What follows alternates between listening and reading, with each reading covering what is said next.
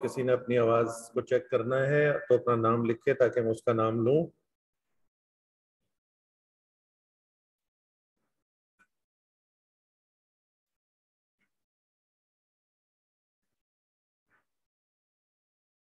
अच्छा जी, बिस्मिल्लाहिर्रहमानिर्रहीम।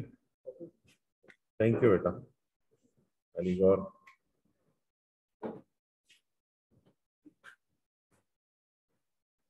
तुम लोगों ने कोई बात करनी है तो कर लो।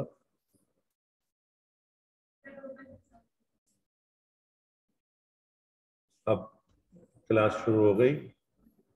अब मैं पढ़ाई की बात पूछ रहा हूँ। जी बेटा, कोई बात पूछने की जो अब तक पढ़ी हो। पढ़ाई कुछ नहीं है।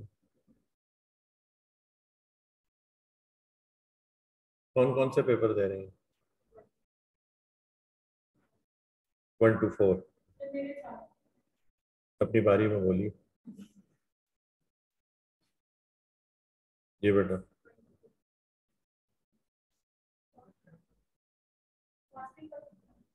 कॉस्टिंग और बेटा मैं क्लास से निकाल देता हूँ।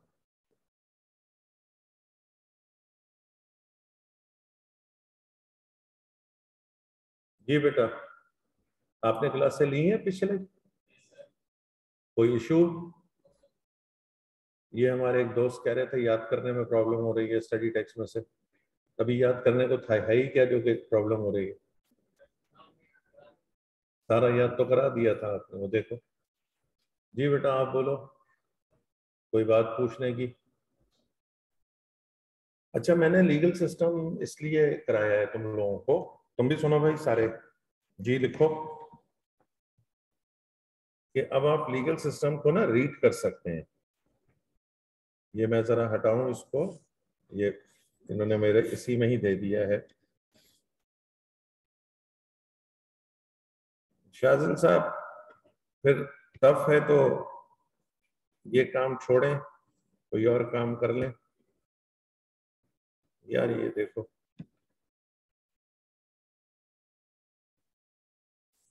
ये मूव कैसे करेगा? ये तुम में से किसी को आता है यार इसको ये मूव कराओ, क्योंकि वरना मैं स्टडी टेक्स्ट कैसे खोलूंगा? इसको मैंने मना भी किया था इसमें लाए। अच्छा,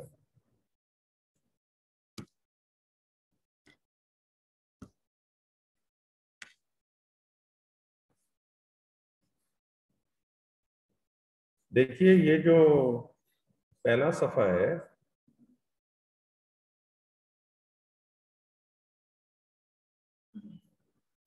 इसके बाद अब आप इसको रीड कर सकते हैं। ये ना बोलें कि टफ है फलाना है। टफ है तो फिर छोड़ दें ये फील्ड बेटा। आप ये बताएं कि ये लफ्ज मुझे नहीं आया, जैसे उन्होंने फाइनेंशियल इम्प्लीकेशन। अभी आज इम्प्लीकेशन का मैं मजीद आपको बताऊंगा कि इम्प्लीकेशन होती क्या चीज है। मतलब एक चीज होता है बोलना, एक्सप्रेस, और एक चीज होता है कि नहीं बोला। मिसाल के तौर पर मैं आपसे रमजान से हट के, अभी फर्ज करें रोजे नहीं है बल्कि रोजे हैं, और मैं आपके घर पे अफ्तारी के टाइम पे पहुंचूं, बिल्कुल अफ्तारी के टाइम पे पहुंचूं, और मैं आपसे कहूं कि मैंने अफ्तारी नहीं की है, तो इसका क्या मतलब है? इस बात का क्या मतलब है? मैं आपके घर पे बैठा हुआ हूँ और मैं कह रहा हूँ मैंने अफ्तारी नहीं की है, और बस 4-5 मिनट बाकी हैं। इसका क्या मतलब है? मेरी भी अफ्तारी बना लो। ये तुमने कैसे मायने निकाल लिए? इसको कहते हैं इम्प्लाइडली आपने ले लिया, इम्प्लीकेशन लिया आपने। मैंने तो कहा था कि मैंने अफ्तारी नहीं की है। या मैं अगर ये भी कहूंगा ना, नहीं नहीं मैं आपकी अफ्तारी नहीं करूंगा, तो भी इसका यही मतलब आप ले लेंगे कि अच्छा ये सर इसीलिए कह रहे हैं कि अब चूंकि बिल्कुल टाइम हो गया है कि हम इन्हें रोके। नहीं नहीं रुके सर, आप रोके। तो इम्प्लीकेशन का मतलब समझे आप? एक चीज है एक्सप्रेस, कोई बात कहना, अब उस बात से कुछ बातें निकल रही होती हैं, वो उसकी इम्प्लीकेशन होती हैं।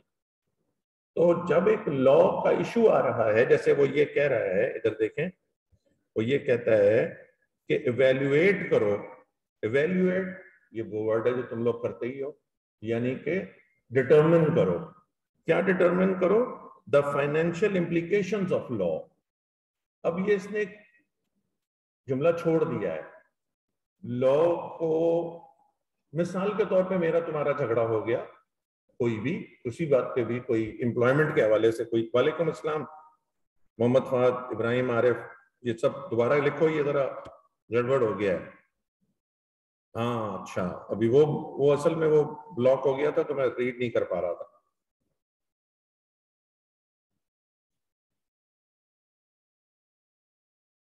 भाई आप मुझे नौकरी से निकाल रहे हैं, तो आप ये देख तो लें कि जो मेरा आपसे शुरू में कॉन्ट्रैक्ट हुआ था उसमें बिला वजह नौकरी से निकालने पर आपको कितने पैसे मुझे देने पड़ जाएंगे। जो मेरी गुडविल खराब होगी, जो मैंने शुरू में कॉन्ट्रैक्ट किया होगा ना कि मैं आपको बिला वजह नहीं छोड़ूंगा, और मैं अगर छोड़ूंगा तो 1 महीने पहले नोटिस दूंगा और अपने काम खत्म करके छोड़ूंगा, और आपने कहा होगा कि हम आपको बिला वजह नहीं निकालेंगे, अगर हमने आपको निकाला तो आपको 6 सैलरीज हम देंगे। तो अब आप तो कह रहे हैं कि जी ये नौकरी से निकाल रहे हैं, लीगल इशू तो आ गया। अब इस नौकरी को तो निकाल रहे हैं, लेकिन इसके फाइनेंशियल इंप्लीकेशंस क्या होंगी आप ये देख रहे हैं कि बैठे बैठाए 6 तनख्वाहें आपको एक बंदे को देनी पड़ जाएंगी। तो ये सारी चीजें के बारे में आपको मालूम होना जरूरी है। ये है financial implication of law and communicate with the lawyers. अच्छा, ये जो चैप्टर है, ये अभी ये वाला तो आप नहीं पढ़ सकते, और ये सिविल क्रिमिनल लॉ वाला भी आप ना पढ़ें, ये मैं कराऊंगा।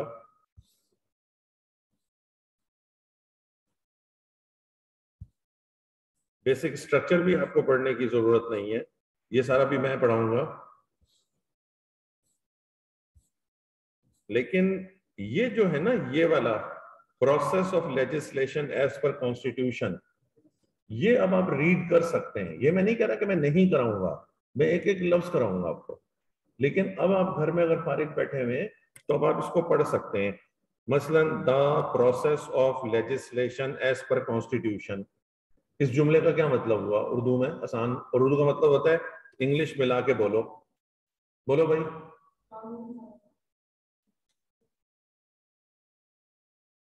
ये देखें,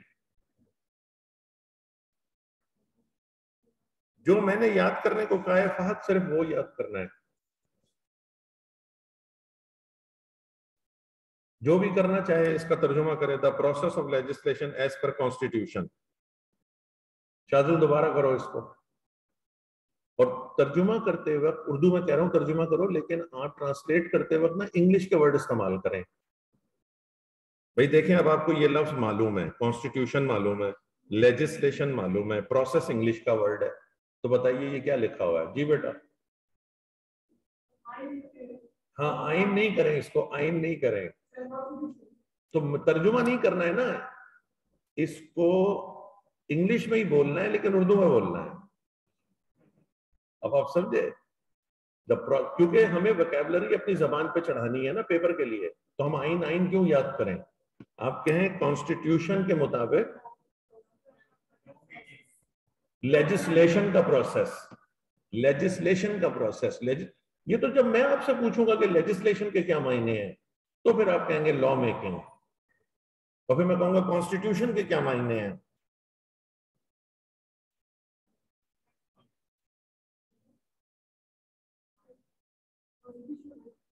कॉन्स्टिट्यूशन का क्या मतलब है? ये तो उर्दू तर्जुमा है ना, तो हम इसको अब इस वक्त डिफाइन तुम नहीं कर सकते, लेकिन तुम ये कह सकते हो कि जी supreme law of the country, supreme law of the Pakistan क्या है? Constitution of Pakistan. अब वो कह रहा है कि कॉन्स्टिट्यूशन में लेजिस्लेशन का क्या प्रोसेस है। तो इसमें देखो, ये गवर्निंग स्ट्रक्चर, इसका क्या मतलब हुआ? गवर्निंग स्ट्रक्चर का क्या मतलब हुआ?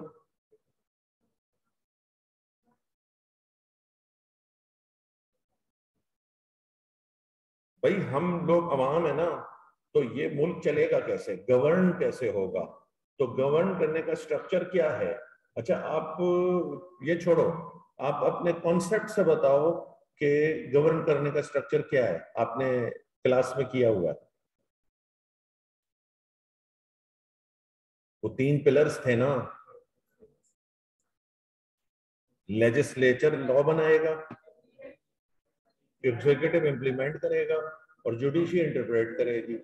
और अभी ये थोड़ा खबरों वबरों में इंटरेस्ट ले रहे हो कि नहीं ले रहे हो? ये जो उन्होंने रूलिंग दे दी नो कॉन्फिडेंस की, तो वो अदालत में चली गई है ना अब।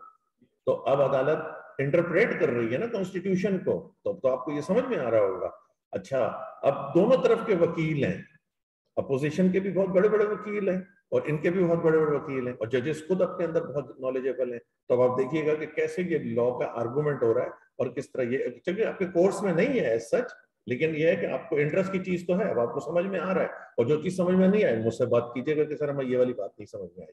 ठीक है, और दो चीजों को आइडेंटिफाई रखिएगा, पॉलिटिकल बात अलग होती है और लीगल बात अलग होती है। जो बाहर आके प्रेस कॉन्फ्रेंस कर रहे होते हैं ना, वो सियासी लोग सियासी बातें कर रहे होते हैं। कोई वकील बोल रहा होगा तो फिर वो आप देखिएगा कि वो लीगल एस्पेक्ट से बात करेंगे। Pakistan has a federal parliamentary system of government. बताओ ये क्या लिखा हुआ है? बताओ ये क्या लिखा हुआ है? तुम लोग भी लिख सकते हो, तुम्हारे सामने लिखा हुआ भी आ रहा है मेरे सामने। ऐसे पहले कोई हाथ खड़ा कर ले, उसके बाद मुझे बताए। असल में मैं ये देखना चाह रहा हूँ कि पिछले 3 लेक्चर्स की बुनियाद पर तुम ये समझ सकते हो कि नहीं समझ सकते, या मेरी ही गलतफहमी है कि नहीं, तो बच्चों को समझ जाना चाहिए खुद ही।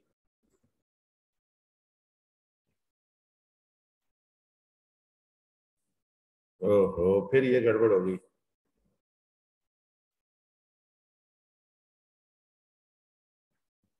जी भाई, सिर्फ शाजिल साहब पार्टिसिपेट कर रहे हैं। उसने जवाब दे दिया लड़के ने। बताओ, तुम लोग बताओ।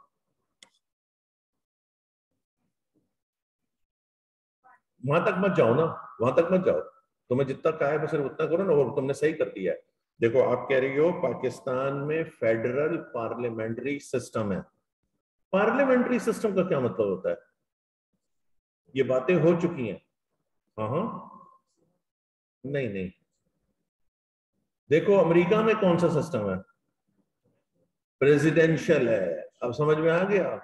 तो हमारे यहाँ कौन सा है? प्राइम मिनिस्टेरियल से पार्लियामेंट्री सिस्टम है, with the president, with the president as head of state. ये देखो, हेड ऑफ स्टेट समझ में आ गया, रियासत पाकिस्तान। And popularly elected. ये पॉपुलरली इलेक्टेड का क्या मतलब हुआ? वोटिंग से कौन इलेक्ट होता है? एमएनए। और एमएनए मिलकर किसको इलेक्ट करते हैं? समझ में तो आ रहा है ना यार, इसका मतलब है। तो अब तुम खामोखा लेके बैठे हुए होके, और लेकिन इसको इस तरह पढ़ो तो, prime minister as a head of government, ये याद रखो। President is a head of state और prime minister is the head of government, runs the state ना। असल में प्रेसिडेंट एक, तुम कहोगे प्रेसिडेंट भी तो उन्हीं की पार्टी का है। देखो, ऑफिस है प्रेसिडेंट, प्रेसिडेंट अलवी साहब नहीं है। उस प्रेसिडेंट ऑफिस की कुछ रिक्वायरमेंट है। वो प्रेसिडेंशियल ऑफिस जो है वो पूरे पाकिस्तान को देखेगा। प्राइम मिनिस्टर भी पूरे पाकिस्तान का प्राइम मिनिस्टर है, लेकिन बहरहाल वो एक पार्टी का भी प्राइम मिनिस्टर है, मतलब पार्टी ने उसको इलेक्ट कराया है। लेकिन एक दफा जब वो प्राइम मिनिस्टर बन जाता है तो वो पूरे पाकिस्तान का प्राइम मिनिस्टर होता है। तो अब ये एमसीक्यूज का सवाल आ गए दोनों। पिछली 2 क्लासें देखेंगे तो आएंगे, क्योंकि आपके अलावा तो कोई भी नहीं पूछ रहा। स्टेट और गवर्नमेंट में क्या फर्क होता है? ये सवाल सही है। जी बेटा। नहीं, सेम क्वेश्चन क्या, पिछली 2 रिकॉर्डिंग में जाके देखो। पढ़ाया वो दोबारा मैं नहीं पढ़ाता हूँ।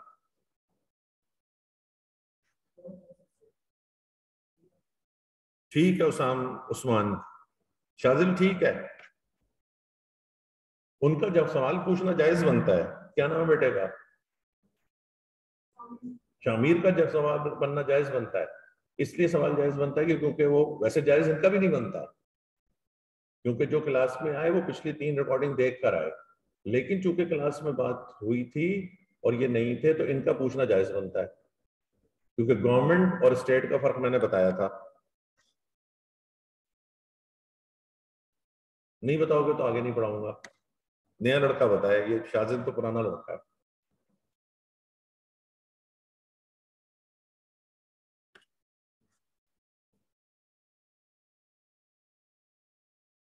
ट्राई मारो ना, गलती होगी तो क्या हो जाएगा।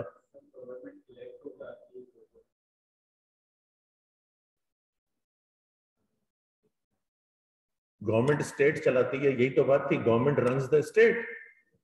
मैंने बताया था कि ये पॉलिटिकल साइंस का क्वेश्चन है बहुत बड़ा, कि स्टेट क्या चीज है और गवर्नमेंट क्या चीज है।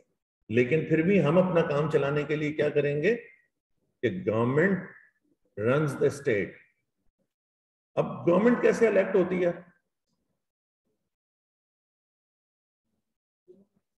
डेमोक्रेसी में कैसे इलेक्ट होती है? सब तो पढ़ा चुका हूं। इलेक्शंस होते हैं, उनसे एमएनए इलेक्ट होते हैं। अब आज इस वक्त कौन सी गवर्नमेंट है? चलो ये भी बड़ा जबरदस्त सवाल हो गया। केयर टेकर गवर्नमेंट नहीं है अभी, अभी केयर टेकर गवर्नमेंट नहीं है।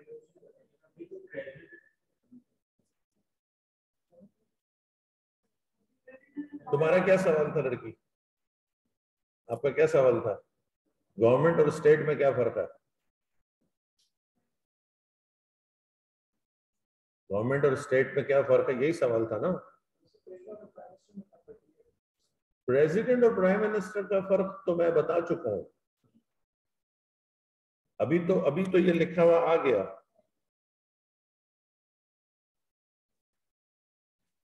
नहीं, ये नहीं कह सकते अभी कोई गवर्नमेंट नहीं है।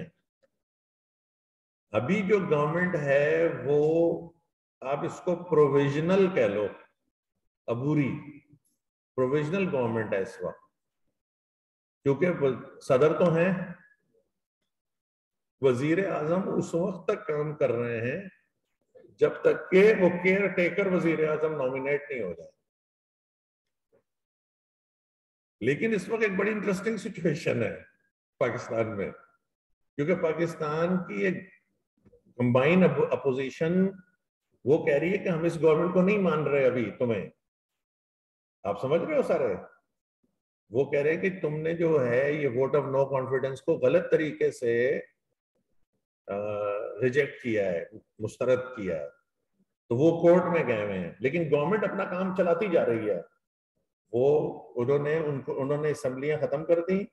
उन्होंने, ये बड़ी हिस्ट्रीज इन मेकिंग है तुम लोग की जिंदगी में। जैसे लोग याद करते हैं ना भुट्टो साहब को और ज़ियाउल्लाह साहब को और 90s की सियासत को, ऐसे इस वक्त तुम्हारे सामने हिस्ट्री बन रही है, तुम्हें परवाही कोई नहीं है। तो अभी फिलहाल ये है कि रियासत जो है पाकिस्तान है, पाकिस्तान जो है वो एक रियासत है, उसकी एक गवर्नमेंट होती है। अब वो गवर्नमेंट कैसे बनती है वो मैं पिछली 2 क्लासों में बता चुका हूं। Federal legislature is bicameral. क्या मतलब हुआ? तुम थी क्लास में? सही सही बता रही हो। 2 हाउसेज हैं। ये हम नहीं डिस्कस करेंगे बेटा। ये कौन है जो कह रहा है कि फलाने ने ठीक किया और गलत किया? ये हम नहीं डिस्कस करेंगे। हम तो लीगल चीजें डिस्कस करेंगे। तो 2 हाउसेज हैं, मजलिस शूरा, पार्लियामेंट, कंपोज्ड ऑफ प्रेसिडेंट, ये देखो, president, national assembly lower house, senate upper house.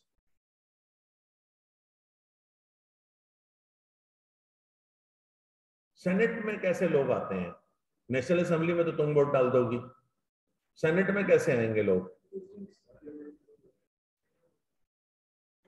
MNA भी वोट डालते हैं और ये प्रोविंशियल असेंबली के लोग भी डालते हैं। चारों प्रोविंस के लोग डालेंगे, सीटें हैं ना, तो फिर प्रोविंस उसमें डायरेक्ट इलेक्ट नहीं होंगे। अब क्लियर हो गई सारी बात? सूबे की सतह पर कौन सी गवर्नमेंट है? बोलो, प्रोविंशियल गवर्नमेंट। पाकिस्तान की सतह पर क्या है? Federal government. फेडरल गवर्नमेंट के कितने हाउसेज हैं? 2। एक क्या है? National assembly. लड़की सुनना जरा, नेशनल असेंबली में हम वोट डालते हैं और 342 मेंबर्स हैं, उसमें कुछ रिजर्व सीट्स वगैरह हैं। प्रोविंशियल असेंबली के मेंबर और नेशनल असेंबली के मेंबर मिलकर सेनेटर्स बनाते हैं। सेनेटर की ड्यूरेशन है 6 ईयर। अच्छा, अब आ जाओ, ये प्रेसिडेंट, तुम पूछ रहे थे प्रेसिडेंट कौन है? ये देखो, ये president is the head of state, एक बात हो गया। Represent the unity of the Republic, ये वाला जो हिस्सा है ये एमसीक्यूज का है। तो ये पहला पॉइंट हो गया, पहला पॉइंट हो गया ना कि प्रेसिडेंट कौन है, हेड ऑफ द स्टेट है और क्या रिप्रेजेंट करता है। अब मुझे ये बताओ कि ये तुम लोग नहीं पढ़ सकते। नंबर दूसरा पॉइंट बताओ। तो ये दूसरा पॉइंट भी तुम्हें याद हो गया। तो इसमें टोटल कितने पॉइंट हैं, 8 पॉइंट है। प्रेसिडेंट पे पूरा नोट आ सकता है। अब ये 8 पॉइंट तुम पढ़ोगे और इसको शॉर्ट करोगे। इसमें से जो पॉइंट भी शॉर्ट नहीं हो रहा होगा वो आप मुझे बताओगे कि सर इसको जरा सा शॉर्ट कर दें। दो तो हो गया ना, हेड ऑफ द स्टेट एक हो गया, नंबर 2 मुस्लिम हो गया। The president is elected for 5 years term. कौन सेलेक्ट करता है, सेनेट और national assembly and the member of provincial assemblies. तो इसकी जो कीवर्ड है वो इलेक्टेड को कर दो। 3 पॉइंट हो गए। प्रेसिडेंट को कौन इलेक्ट करता है, सेनेट, नेशनल असेंबली और मेंबर ऑफ प्रोविंशियल असेंबली, चारों। तो 3 पॉइंट हो गए। बाकी के बाद पॉइंट तुम, इसका मतलब है ये पढ़ा जा रहा है ना आपसे। मैं ये बताना चाह रहा था कि 3 लेक्चर्स के बाद अब आप वो सिविल क्रिमिनल वाला नहीं पढ़े, कॉन्स्टिट्यूशन वाला नहीं पढ़े, वो तगड़ा है, वो मैं पढ़ाऊंगा तो उसके बाद पढ़िएगा। लेकिन अब ये देखें, ये प्राइम मिनिस्टर आ गया, ये प्राइम मिनिस्टर भी अब आप पढ़ सकते हैं। और पढ़ने के बाद क्या करना है, पढ़ने के बाद क्या करना है, शॉर्ट पॉइंट बनाने हैं और शॉर्ट पॉइंट को नोट करना है। और वो शॉर्ट पॉइंट याद होंगे क्योंकि सीधा सीधा सवाल करेगा वो आपसे कि प्रेसिडेंट, प्राइम मिनिस्टर। ये देखें सेनेट आ गई, सेनेट पे नोट आया हुआ है, हर पॉइंट को पढ़ेंगे। अच्छा नंबर, चले एक पढ़ के सुना देता हूं, दिखा देता हूं। The senate is a permanent legislative body. तो अब तुम मुझसे क्या पूछोगे, अगर तुमने फर्ज करो घर में ये पढ़ा है, इस जुमले में से तुम मुझसे क्या पूछोगे, हाँ जीते रहो। अब तुमने क्या करना है, तुमने घर में पढ़ते हुए इस पे क्वेश्चन मार्क लगा देना है। ये तुम समझ गए हो, पर लेजिस्लेटिव बॉडी तुम्हें समझ में आ गया है, क्या मतलब, लॉ मेकिंग बॉडी है। परमानेंट क्यों कह रहे हैं, परमानेंट इसलिए कह रहे हैं जो इसकी 6 साल की ड्यूरेशन है ना, इसमें हर 6 साल के बाद आधे रिटायर होते हैं, आधे रिटायर होते हैं, आधे रहते हैं। ये अभी कब हुआ था, दिसंबर में हुआ था मेरा ख्याल है ना, इलेक्शन जो हुआ था गिलानी साहब का, यूसुफ रजा गिलानी साहब वाला इलेक्शन दिसंबर में हुआ था ना शायद। तो दिसंबर में लोग रिटायर हुए थे, तो दिसंबर में इलेक्शन हुए थे इनके। अब अगर फर्स्ट कर लो कि 21 में हुआ था ना, 22, 23, 24 में आधे रिटायर हो जाएंगे, उनके 6 साल पूरे हो जाएंगे और आधे रह जाएंगे। फिर ये आधे इलेक्ट होंगे, वो अगले 3 साल के बाद रिटायर हो जाएंगे। तो इस तरह ये बॉडी क्या करती है, परमानेंट है। जबकि नेशनल असेंबली परमानेंट बॉडी, अभी आपने देखा ना, इमरान खान साहब जो प्राइम मिनिस्टर हैं उन्होंने क्या किया, डिसॉल्व कर दी। तो डिसॉल्व कर दी, अब इलेक्शन होंगे तो नए नए, वरना उसकी ड्यूरेशन 5 years है, 5 year के बाद खुद ब खुद डिसॉल्व हो जाएगी। तो ये परमानेंट का क्लियर हो गया। किसका, नहीं नहीं, जब ये जनरल इलेक्शन होंगे ना, अब तो ये डिसॉल्व हो गई ना, अब ये 5 साल के लिए आएगी, अब ये 5 साल के लिए आएगी। अभी तो ये एक और लीगल इशू आना है, अभी एक और लीगल इशू आना है, ये जरा सेटल हो जाए कि क्या पाकिस्तान में आज तक ऐसा नहीं हुआ है कि क्या सिर्फ नेशनल असेंबली के इलेक्शन हो सकते हैं और प्रोविंशियल असेंबली के नहीं होंगे। ये अभी एक लीगल इशू आएगा, ये या तो पार्लियामेंट ये लोग खुद आपस में तय करेंगे, इस पे अभी झगड़ेबाजी होगी, तभी ऐसे सिस्टम ऐसे नहीं चलेगा। क्योंकि सिंध वाले तो कहेंगे हम तो पूरे 5 साल करेंगे, वो केपी में और पंजाब में तो वो उनकी हुकूमत है, वो कहेंगे अच्छा ठीक है हम तो डिसॉल्व कर लेते हैं, और वो भी कहेंगे बलूचिस्तान वाले भी। तो अब ये कॉन्स्टिट्यूशनल इशू भी आ सकता है कि अगर गवर्नेबल नहीं है तो फिर क्या थ्रू एन ऑर्डिनेंस किया जा सकता है, अगर करेंगे तो फिर ये लोग वहां जाएंगे अदालत में इंटरप्रिटेशन के लिए। तो लीगल इश्यूज बहुत आ रहे हैं आप लोगों के लिए। जी बेटा,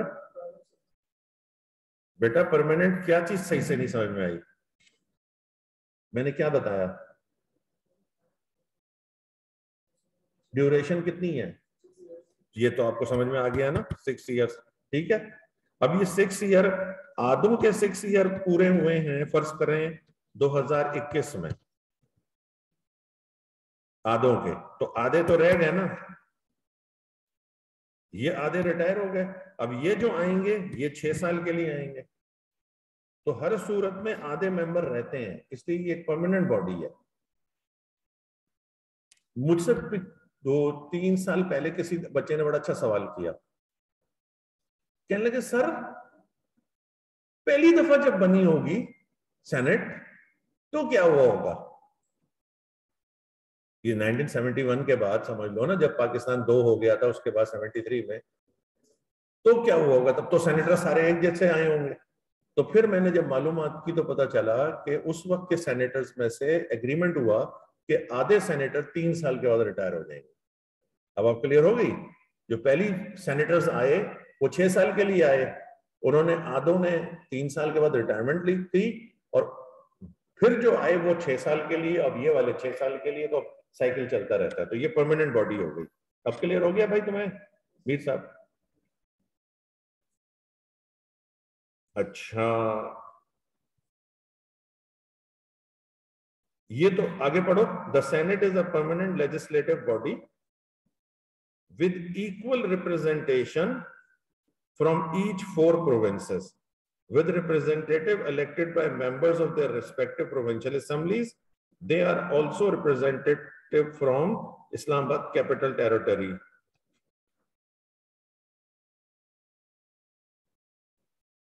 बताओ क्या क्या पॉइंट्स निकालोगे इतने सारों में से? नंबर 1 तो ये निकाल लोगे permanent legislative body. Number 2 equal representation. अब क्या निकालोगे लफ्ज? तो अगर तुम इसका इलेक्टेड वर्ड कर दो तो 3 वर्ड आ गए ना, 1 2 3। इलेक्टेड में क्या लिखोगी? पढ़ तो लिया है ना,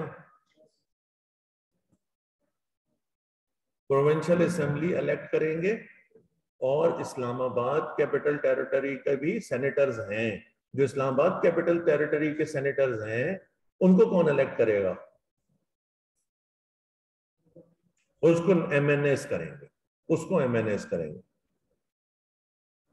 ये बात समझ में आ रही है? मैं ये कह रहा था, ये मैं एक्सपेक्ट कर रहा हूं कि तुम लोग ये रीड कर लोगे, और जो रीड करोगे तो जो समझ में नहीं आएगा तो वो मुझसे पूछ लोगे।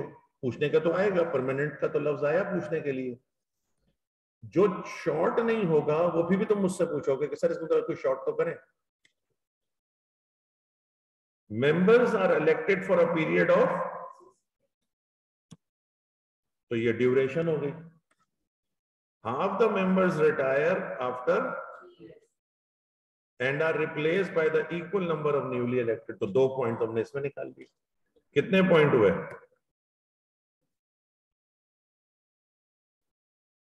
भाई ये 2 पॉइंट हो गए ना, 1 और 2। तो पहला पॉइंट क्या हुआ भाई? इक्वल रिप्रेजेंटेशन तो वैसे ही याद रहेगा तुम्हें। Permanent legislative body, permanent legislative body, ये इसकी मेन हेडिंग करो, और उसके अंदर तुम 2 पॉइंट्स बना लो। नंबर 1 इक्वल रिप्रेजेंटेशन, और नंबर 2 इलेक्ट। इसको तुम कर लो ड्यूरेशन। एक नया लफ्ज ले आओ। भाई क्लियर हो गया? बताओ सर क्या कह रहे हैं?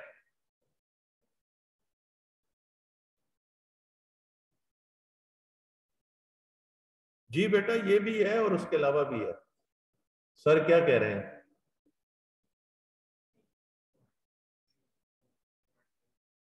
सर कह रहे हैं कि 3 लेक्चर्स की बेस पर अब आप लोग ये जो प्रोसेस ऑफ लेजिस्लेशन वाला पॉइंट है इसको पढ़ें, इसमें से पॉइंट निकालें। मैं पूरा पढ़ा दूंगा, मैं नहीं कहीं जा रहा, लेकिन अपना काम शुरू करें। ये 2 लाइनें पढ़ाने का मतलब ये था कि अब बाकी ये जो है ना ये सारा आप पढ़ लेंगे, और जो नहीं पढ़े समझ में आए क्वेश्चन मार्क लगाएं। नेशनल असेंबली, ये देखो प्रोसेस ऑफ लेजिस्लेशन, ये प्रोसेस ऑफ लेजिस्लेशन, ये मैं अभी थोड़ा सा इसका आइडिया दे देता हूं तो तुम लोगों को ये भी समझ में आ जाएगा। थोड़ा थोड़ा पढ़ो इसको, ज्यादा नहीं, ये चार्ट पार्ट का कुछ नहीं, सब करा दूंगा मैं। अच्छा,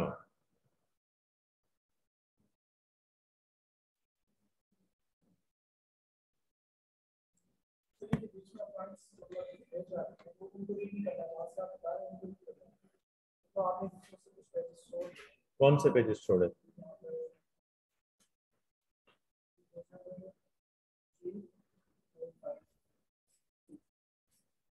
जी बिल्कुल, वो मैंने छोड़े नहीं, बल्कि मैंने आपसे कहा है कि उन्हें छोड़ दें। अभी नहीं पढ़ना जब तक कि मैं ना बोलूं। अभी जैसे मैं अगर आपको ये प्रोसेस ऑफ लेजिस्लेशन नहीं बताऊंगा ना तो आपको नहीं समझ में आएगा। मिसाल के तौर पे आप पढ़ के देखिए इसको, the bill in respect of any matter other than money bill may originate in either house. बताओ इसका मतलब बताओ।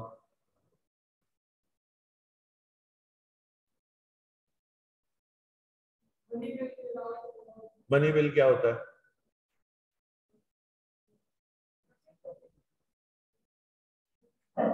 सही है, सही जवाब दे रहे हैं। आपने पढ़ा हुआ है या जनरल नॉलेज की बुनियाद पे दे रहे हैं? हाँ, थोड़ा पढ़ा हुआ है।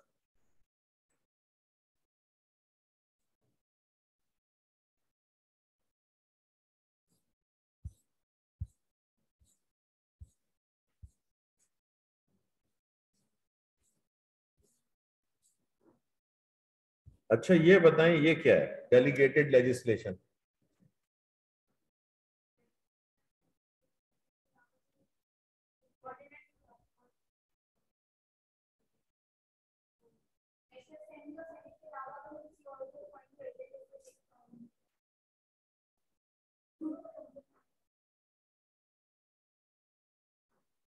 नहीं, तुम सही बता रहे हो, कोशिश अच्छी कर रही हैं, असल में अभी वो वर्ड्स पूरे आ नहीं रहे।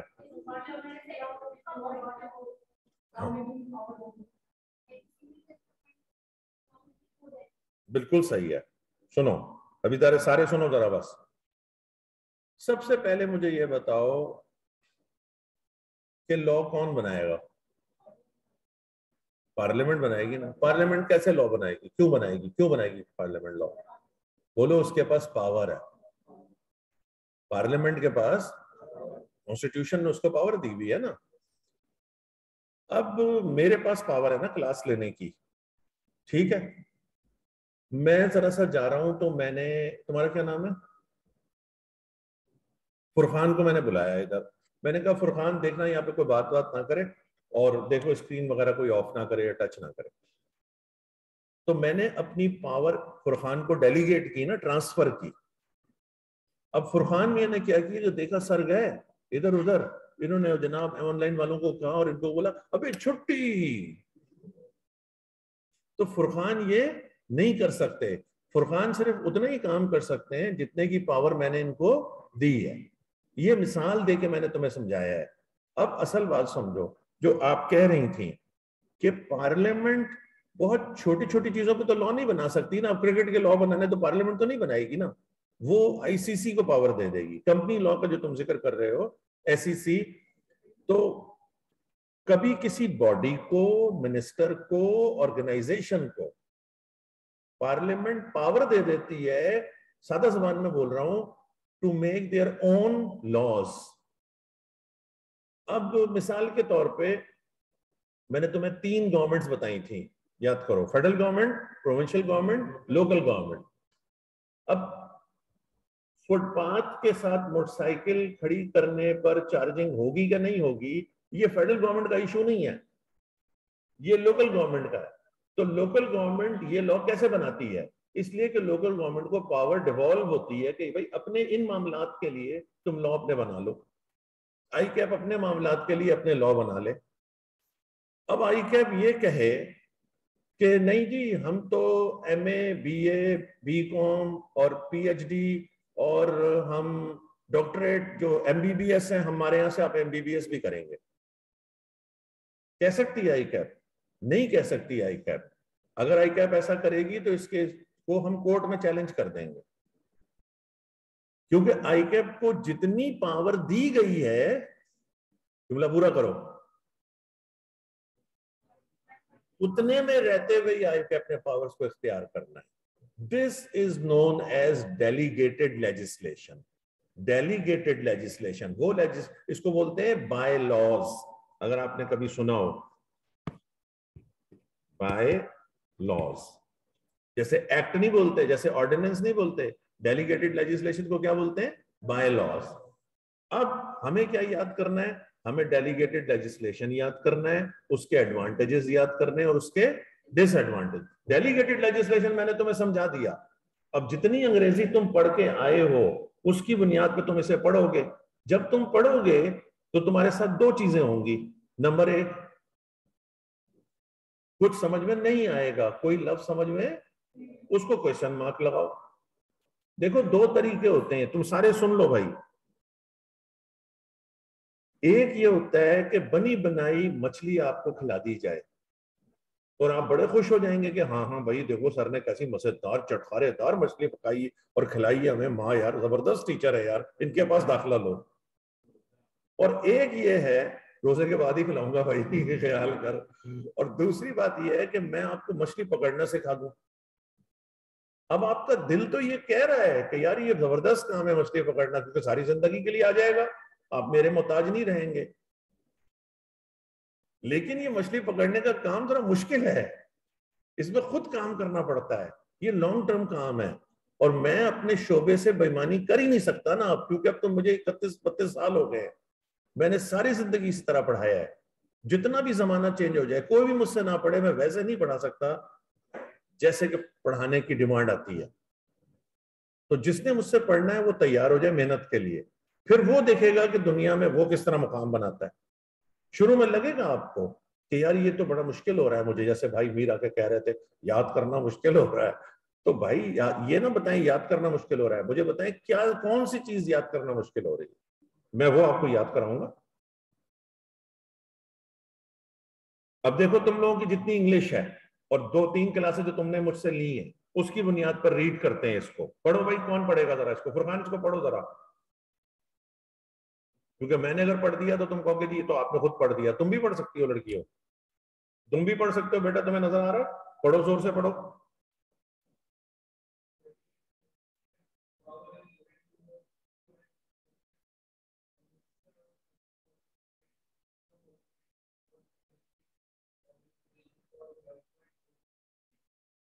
अब ये देखें, ये मेरा भाई इंग्लिश पढ़ रहा है, बिल्कुल सही इंग्लिश पढ़ रहा है, कोई इसमें गलत नहीं है। इंग्लिश समझ के पढ़नी है, अच्छी खासी थोड़ी बहुत समझ में भी आ गई होगी, कोई इतनी मुश्किल नहीं है।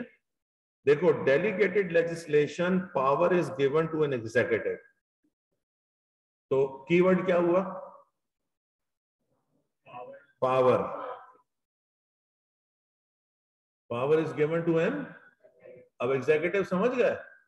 वो जो एग्जीक्यूटिव ब्रांच नहीं थी, उस वो एक मिनिस्टर भी हो सकता है, कोई पब्लिक बॉडी, एसईसी कोई पब्लिक बॉडी भी हो सकती है। क्या करे? To make subordinate delegated legislation for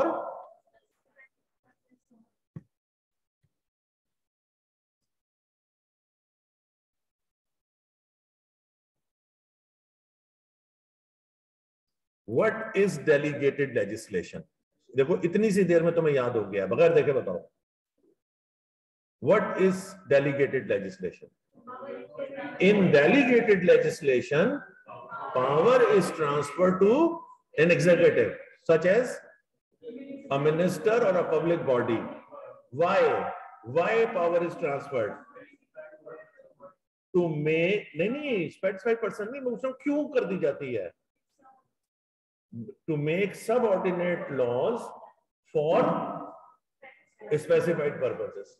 अब आप मुझे बताइए इसमें क्या, अगर आपने अपने दिमाग में ये बिठाया हुआ है ना कि याद नहीं होना, तो आप यकीन करें कभी नहीं होगा।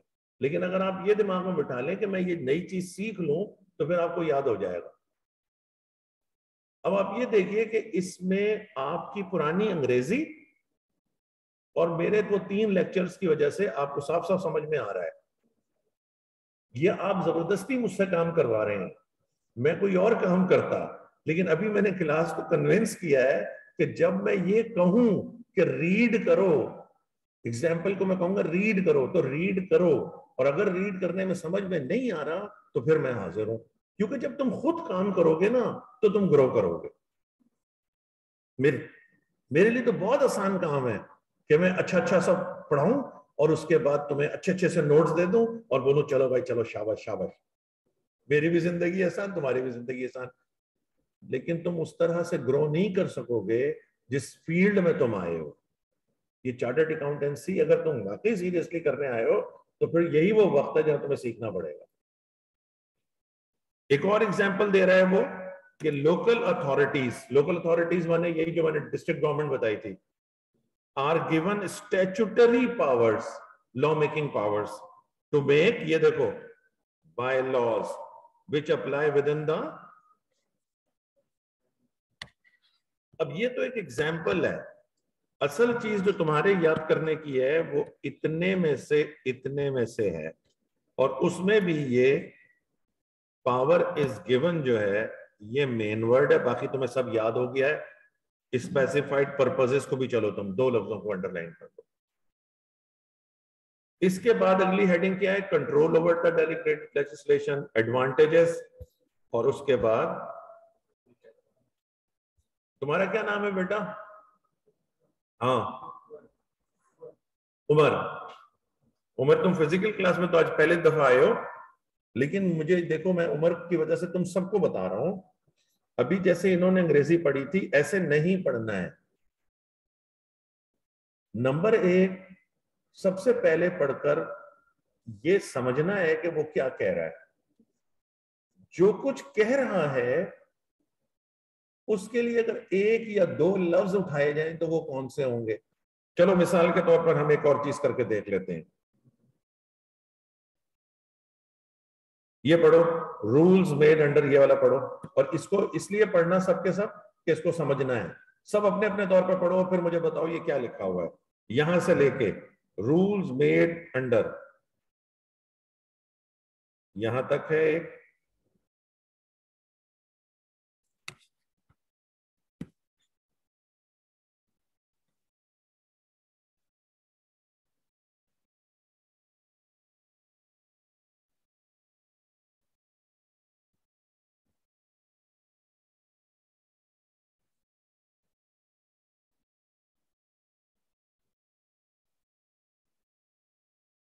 मोहम्मद फहद क्या कह रहे हो?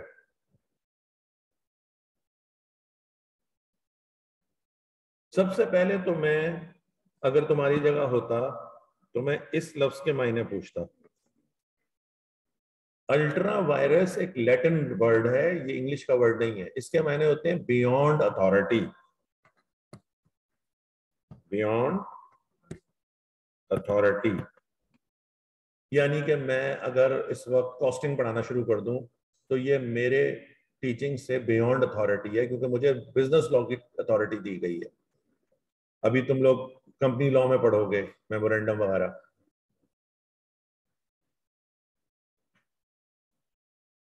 तो पहले जुमले में क्या कहा गया है? पहले जुमले में, पहले मुझे उसका उर्दू टूटा फूटा इंग्लिश में लाके बताओ।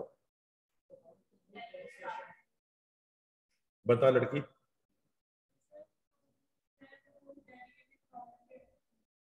देखो यहाँ एक लड़का फहद है, उसने पकड़ ली है बात। पहले जुमले में क्या बताया गया है? एक बच्चा बारी बारी।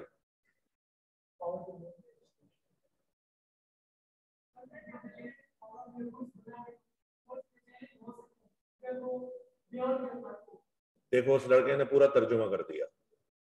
तुम इसके अलावा कोई बात कहना चाहती हो? दोबारा बोलो पूरा।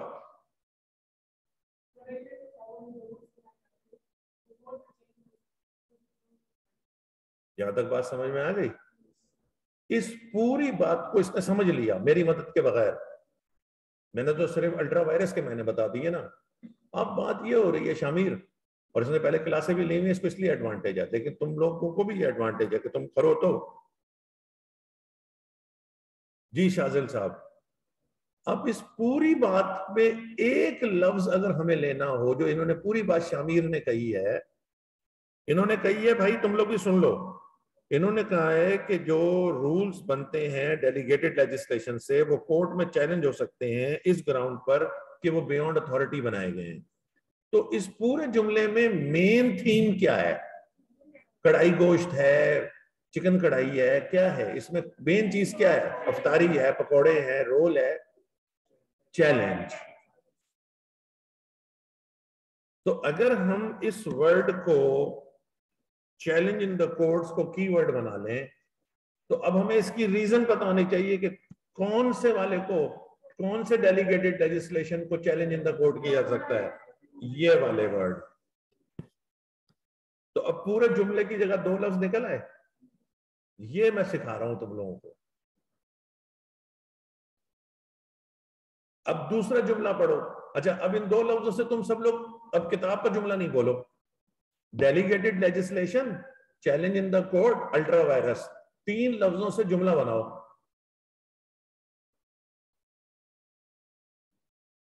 जैसे ही कजान हो, खजूर खाते ही शरबत पिया और 3 पकौड़े एक साथ, ये पूरा जुमला बन गया ना।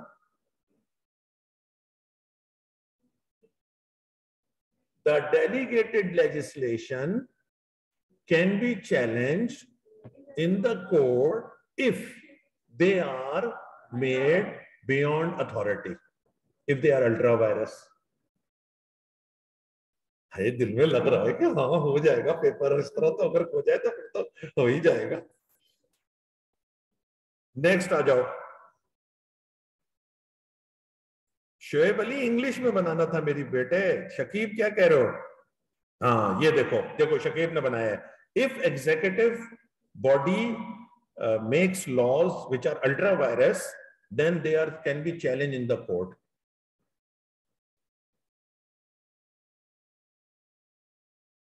तकरीर का उन्वान ये है कि सर ये कह रहे हैं कि वर्ड बाय वर्ड लॉ याद,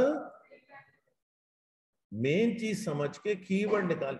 और अगर नहीं निकल रहा तो मैं किस लिए बैठा हुआ पर तुम पूरी हाथ पकड़ के तुम्हें बैलेंस करके बताऊंगा कि मछली पकड़ते कैसे।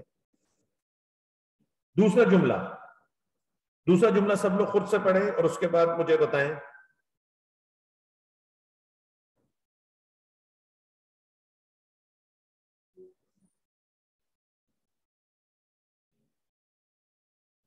अच्छा, ये जुमला यहां पर खत्म हो गया है और ये तीसरा जुमला शुरू हुआ है। 3 जुमले हैं।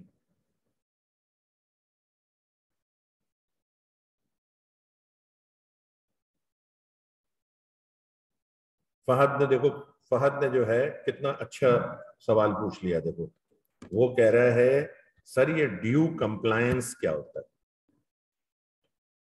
अब ये ड्यू कंप्लायंस जो है ना, ये बहुत बड़ी थ्योरी है। ये इसके मुतालिक पढ़ाया जाता है। मेरा एक स्टूडेंट है जो कि वर्ल्ड लेवल पे ये कंप्लायंस, मिसाल के तौर पर मैं तुम्हें ओएमएस दे रहा हूं, उसमें 8 बातें हैं। उस 8 बातों में से तुम कितनी बातों पे अमल कर रहे हो? ये फेटअप, फेटअप सुना हुआ है? फेटअप सुना हुआ है ना? तो फेटअप में वो क्या कह रहे हैं, क्या आपने जी 27 बातें मान ली हैं लेकिन 2 बातें नहीं मानी है, तो इन 2 बातों पर क्या है? बोलो नॉन कंप्लायंस है। बोलो ना। इसका मतलब है कि हमें वो बातें भी पूरी करनी है। यानी इसका मतलब यह है कि अगर पार्लियामेंट ने, तुम एक बॉडी हो, तुम्हें एक फॉर्मेट दिया कि इस बात में रहते रहते हुए तुम लॉ बना सकती हो, तो तुम्हें उन्हीं बातों में रहते रहते हुए लॉ बनाना है। अगर तुम उन बातों में रहते हुए लॉ बना रही हो तो उसको इंग्लिश में क्या बोलेंगे? बोलो ड्यू कंप्लायंस। और अगर तुम नहीं बना रहे हो तो फिर यू आर नॉट कंप्लाइंग। आपका कंप्लायंस जो है वो अच्छा नॉन कंप्लायंस है आपका। तो वो कह रहा है in other words it exceeds the, it delegated legislation exceed the prescribed limit और has been made without due compliance. अब सुनो, अगर हम नोट्स बना रहे हैं और ये जुमला हमें भारी लग रहा है तो हम इसको छोड़ दें, कोई इशू नहीं है। सादा बना सकते हैं कि that delegated legislation must be wed with due compliance, सादा जुमला कर लो, छोड़ना है छोड़ भी दो। आखिरी में if the objection is valid court declares it void. जुमले का पहले मतलब बताओ, पहले मतलब बताओ इस जुमले का। ऐसे नहीं, एक एक करके बारी बारी। तुम लोग क्यों नहीं पार्टिसिपेट कर रहे भाई? तुम्हें नहीं पढ़ना तो फिर तुम क्यों नहीं पार्टिसिपेट कर रहे? गलत करो, कोई बात नहीं। क्यों भाई? गलत करो, कोई बात नहीं है। जी बेटा, शामिर के साथ कौन बैठा हुआ है? हाँ तुम बताओ, क्योंकि 3-4 बच्चे ही बस पार्टिसिपेट कर रहे हैं। तुम बताओ क्या कह रहा है ये, आखिरी जुमला क्या कह रहा है? बोला नहीं जा रहा, कोई बात नहीं है, होता है, कुछ कुछ लोगों को इस तरह बोलने की आदत नहीं होती है। कोई बात नहीं, कोशिश करो, ट्राई करो, कोई ऐसी बात नहीं है। आप आगे वाले दोस्त को, फुरखान से पीछे जो बैठे हैं, जी बेटा ट्राई करो। और गलत पे नहीं डरो, गलत पे नहीं डरो कम से कम। ये क्या कह रहा है, आखिरी बात क्या कह रहा है? If the objection is valid the court declares it void.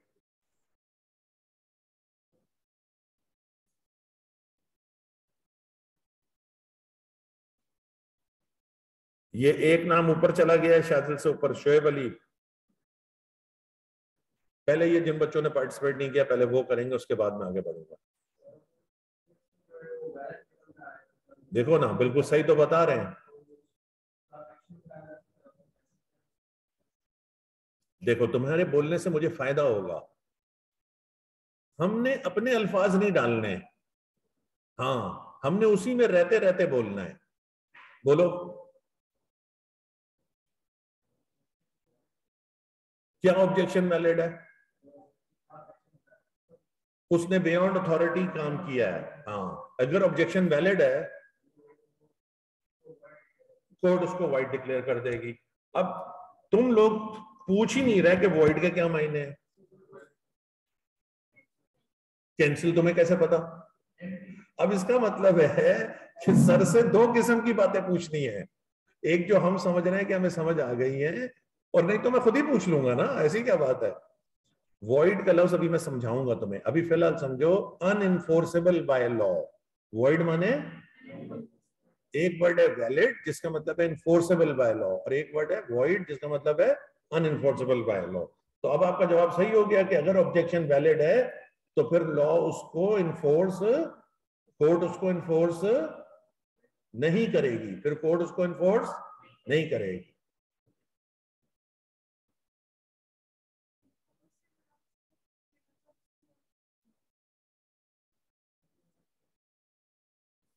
नहीं नहीं, बिल्कुल सही पूछ रही हो तुम्हारा, तुम्हें तो कहना चाहिए मुझे वॉइड का मतलब नहीं समझ में आया।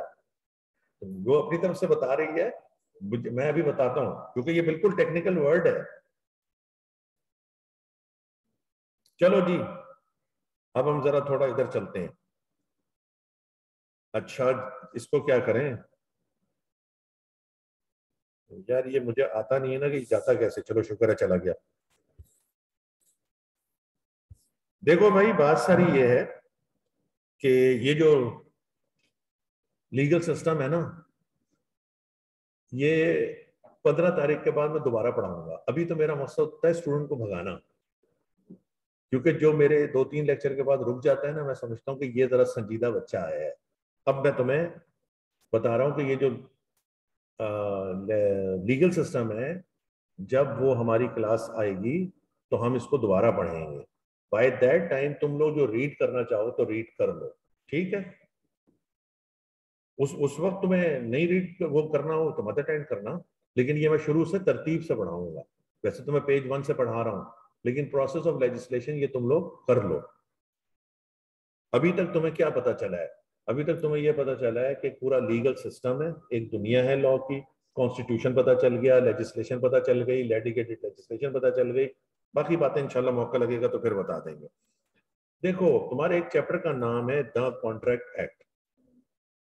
कॉन्ट्रैक्ट की डेफिनेशन तुम्हें याद होगी, तुम्हें याद है कि नहीं है?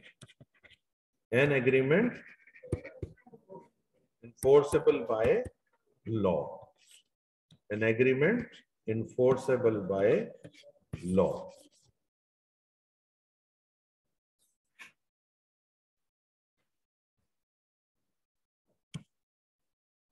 यहां से शुरू करो। डेट क्या है आज? 5 अप्रैल। An agreement enforceable by law. ये देखो, ये इन्फोर्सेबल बाय लॉ एक लिखा हुआ, इसको वैलिड बोलते हैं।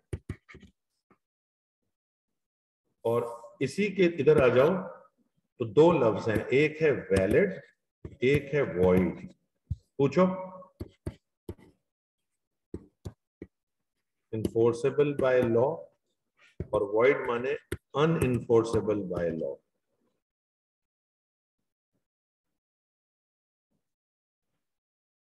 पूछो भाई, वैलिड का क्या मतलब है? Enforceable by law. अब सारे बोलना वरना सो जाओगे। अब सारे बोलना। नहीं शाहनवाज शहाब, अभी कुछ भी करने की जरूरत नहीं है, अगली क्लास में बताऊंगा। अभी कुछ भी नोट करने की जरूरत नहीं है। आज की क्लास में हमने क्या सीखा? आज की क्लास में हमने नंबर 1 रीडिंग सीखी है कि रीडिंग करनी कैसे है, उसमें से कीवर्ड कैसे निकालना है। अगर कीवर्ड नहीं निकलना हो तो सर से मदद लेनी है। दूसरी बात, सर ने कहा है कि प्रोसेस ऑफ लेजिस्लेशन से ऑनवर्ड्स तुम लोग रीड कर सकते हो। अगर रीड नहीं हो रहा होगा छोड़ देना। प्रोसेस ऑफ लेजिस्लेशन को पढ़ लेना। Number 1 prime minister, senate, national assembly, इसको रीड कर लो खाली, याद भी नहीं करो। और नंबर 2 डेलीगेटेड लेजिस्लेशन को कर लो। बाकी बीच का जो प्रोसेस ऑफ लेजिस्लेशन है वो मैं अलग से करा दूंगा। वैलिड माने बोलो इन्फोर्सेबल बाय लॉ, सारे बोलो। वैलिड माने सारे बोलो, जिससे बोला भी नहीं जाता वो भी बोले। वैलिड माने, वॉइड माने। अब तो ये तो कोई बात ही नहीं हुई। अनइन्फोर्सेबल बाय लॉ माने वॉइड और इन्फोर्सेबल बाय लॉ माने वैलिड। देखो तुम अगर फर्ज कर लो, क्या मंगवाती हो तुम खाने पीने का? क्या मंगवाते हो? कुछ मंगाते हो घर में? पिज्जा मंगवाते हो ना, बिरयानी मंगवाती हो ना? पिज्जा बिरयानी मंगवा लिया, बोलो मंगा लिया। पैसे नहीं दे रही तुम। अब पैसे नहीं दे रही तुम, क्या होगा? नहीं नहीं, सोचो ना क्या होगा। हैं, गुस्सा करेगा, फिर क्या होगा? नहीं, जहां भी अपार्टमेंट में तुम नहीं हो, तुम तो ले चुकी हो, घर में है तुम्हारे, बेल बजाता रहेगा, फिर क्या होगा? फिर 4-6 लोग जमा हो जाएंगे। मोहल्ले वाले को जमा हो सकते हैं ना। तो जब मोहल्ले वाले जमा हो जाएंगे तो पूरा वाकया पूछेंगे तुमसे। क्या पूछेंगे? कि तुमने क्या मंगवाया है? तो तुम कहोगे मैंने पिज्जा मंगवाया है। तो वो कहेगा कि भाई ये मुझे पैसे नहीं दे रहे। तो तुम कह रहे हमें पैसे नहीं दे रहा। तो फिर मोहल्ले वाले तुम्हें क्या कहेंगे? तुम कहोगे क्यों? वो तुम कहोगे कि बिरयानी, वो कहेगा कि तुमने बिरयानी मंगवाई है। भाई तुम समझ रहे हो, तुम कह रहे हो मैं बिरयानी भी रखूंगा और मैं पैसे भी नहीं दूंगा। अच्छा, बदमाशी भी नहीं है, लड़ाई झगड़ा नहीं होगा, सिविलाइज दुनिया है। अब बताइए क्या होगा? 4-6 लोग जमा हो जाएंगे ना, फिर वो क्या कहेंगे? पैसे दो। तुम कह रही हो नहीं मैं पैसे क्यों दूं? तो वो क्या कहेंगे? क्यों दो? मंगवाया नहीं, वो कहेंगे ये लॉ है, ये कानून है कि जब आपके घर में थोड़ी ना बिरयानी पकी हुई है, ये आपके पड़ोसी ने थोड़ी बेची है। अगर आप दुकान से कोई चीज खरीद रहे हैं तो आपको उसके पैसे देने हैं, ये लॉ है। तो लॉ बीच में आया कि नहीं आया? आ गया ना। तो जिस अच्छा, ये बोलना नहीं है, कहीं बोल मत देना किसी के सामने कि लॉ बीच में आ गया, कि बर्गर का कोई पेटी बनी हुई है। ये मैं समझाने के लिए बता रहा हूं। कुछ कुछ मामलों में लॉ बीच में आएगा और कुछ मामलों में लॉ बीच में। पहले तो कुछ मामलों से पहले मुझे ये सिखाना पड़ेगा भाई। एक है सिविल लॉ, याद है, और एक है क्रिमिनल लॉ।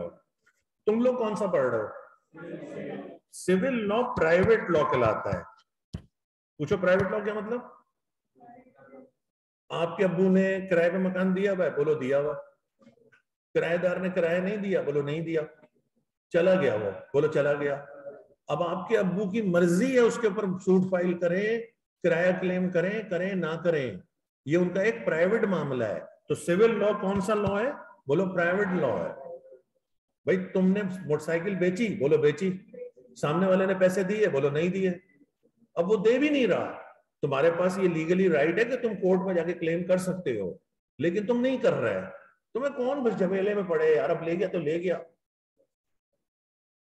बात समझें। अभी चूंकि आप लोगों ने अकाउंटिंग नहीं पढ़ी, वरना मैं अकाउंटिंग से मिसाल दे देता आपको। अकाउंटिंग किसी ने पढ़ी हुई है?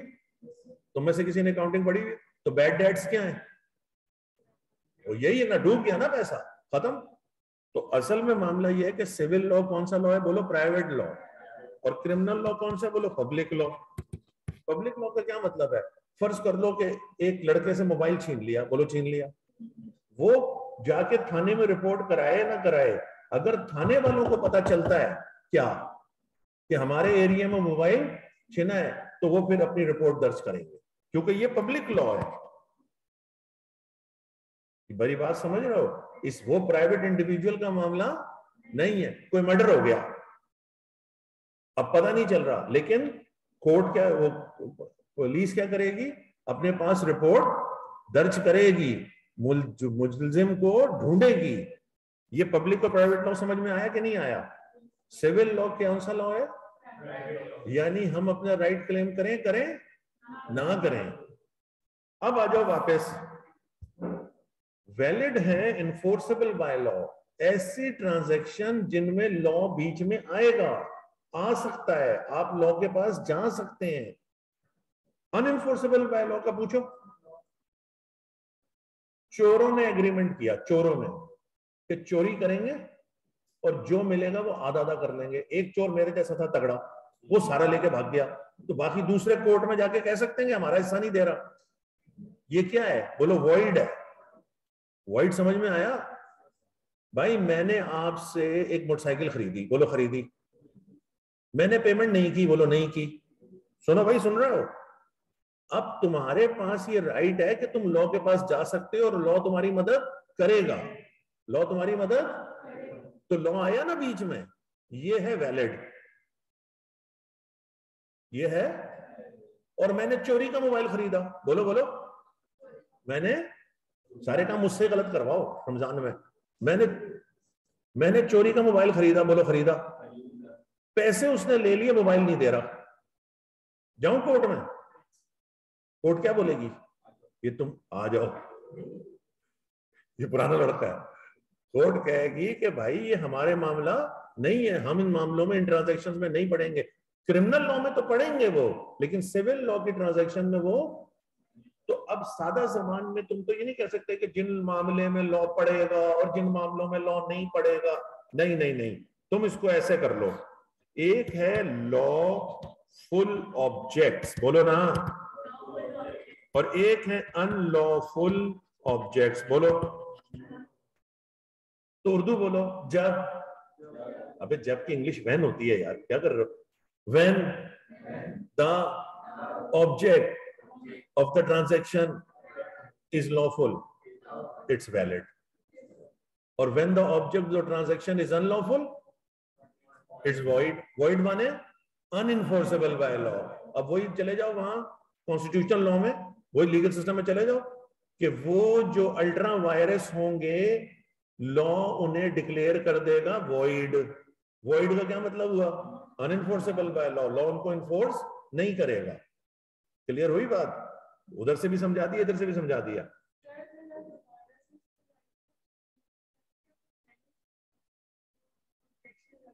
अगर ऑब्जेक्शन वैलिड होगा तो ऑब्जेक्शन, मैंने पूछा था क्या ऑब्जेक्शन होगा? हाँ, कि ऑब्जेक्शन वैलिड है बियॉन्ड अथॉरिटी। भाई फुरखान ने छुट्टी दे दी तुम लोगों को, आ जाओ ना इधर, आ जाओ ना। फुरखान को मैंने पावर दी, फुरखान ने छुट्टी दे दी।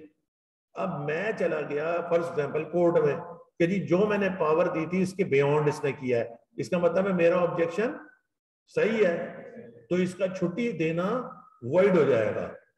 इसका मतलब है कि जब कोई, मिसाल के तौर पर एसईसी को उन्होंने इख्तियार, नहीं, कोर्ट उसको वॉइड करार दे देगा ना। अरे लड़की, एसईसी ने कोई लॉ बनाया, उन्होंने बनाया कि ये जो बुढ़े लोग हैं ना, ये शेयर्स नहीं खरीद सकते। उन्होंने कहा सफेद दाढ़ी वाले बुढ़े जो लोग हैं ये शेयर्स नहीं खरीद सकते। तो एसईसी कौन होता है ये कहने वाला? मैंने उस बात को कोर्ट में चैलेंज कर दिया। लॉ किसने बनाया है? एसईसी ने। मैंने क्या चैलेंज किया कि ये एसईसी अपनी अथॉरिटी से बियॉन्ड कर रहा है। तो कोर्ट क्या बोलेगी कि तुम्हारा ऑब्जेक्शन इम्तियाज मलिक वैलिड है, और जो इन्होंने लॉ बनाया है कि बुड्ढे लोगों को ये शेयर नहीं देंगे, वो वॉइड है। अब क्लियर हो गया? चलो, अच्छा भाई, ये वैलिड वॉइड क्लियर हुआ। अब इन्फोर्सेबल बाय लॉ का मतलब तो तुम्हें क्लियर हो गया कि जो वैलिड हो। कौन से एग्रीमेंट? जो वैलिड हो। अब पूछो एग्रीमेंट का क्या मतलब है, पूछो भाई। एग्रीमेंट कहते हैं promise, PROMISE, promise plus consideration. Promise plus, promise मैंने पिछली क्लास में बताया था, बताओ क्या होता है? नहीं, वादा तो नहीं होता। पिछली क्लास का बताया हुआ नहीं याद है यार भाई? ऑनलाइन किधर बैठे हुए हो? प्रॉमिस क्या था? नहीं मेरी बेटी, ये मैंने जाके बेयर एक्ट में दिखाया था बाकायदा। ये देखो, मैं तुम्हें दिखाता हूं। ये देखो, a proposal when accepted becomes a promise। सबसे पहले बोलो, प्रॉमिस एक लीगल वर्ड है, बोलो। प्रॉमिस माने वादा नहीं है। एक प्रपोजल होगा, बोलो होगा, वो एक्सेप्ट हो जाएगा। अब प्रपोजल क्या होता है, एक्सेप्टेंस क्या होती है, वो बाद में समझाएंगे, अभी छोड़ो। कंसीडरेशन क्या था? कंसीडरेशन क्या था? शाहनवाज, शाबाश बेटा। कंसीडरेशन क्या था?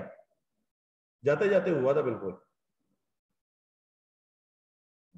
Benefit, benefit enjoy by both the parties. इसको आसान जबान में तुम कह सकते हो, नहीं इब्राहिम मेरा बेटा, तुम लोग सब गड़बड़ कर रहे हो। Which for what? तुम जो लिख रहे हो ना, ये कह रहा है ऑब्लिगेशन। कंसीडरेशन ऑब्लिगेशन पैदा करता है।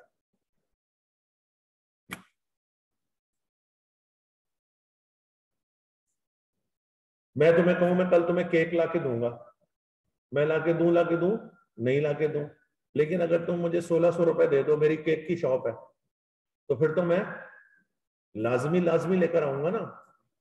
तो असल में कंसीडरेशन क्या है? तुम्हारी अम्मी ने दूध लिया, बोलो लिया, दूध वाले को क्या मिला, बोलो पैसे।